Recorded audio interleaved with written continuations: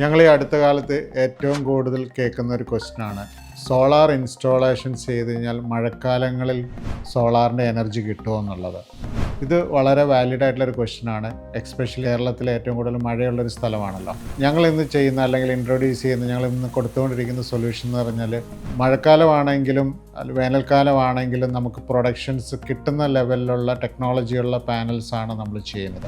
Solar panels തന്നെ different ആയിട്ടുള്ള solutions available ആണ്. പോളിക്രിസ്റ്റലൈൻ ടെക്നോളജീസ് ഉണ്ട്, മോണോക്രിസ്റ്റലൈൻ ടെക്നോളജീസ് ഉണ്ട്, മോണോപെർക്ക് പാനൽസ് ഉണ്ട്, മോണോപെർക്ക് ഹാഫ് കട്ട് പാനൽസ് അവൈലബിൾ ആണ്.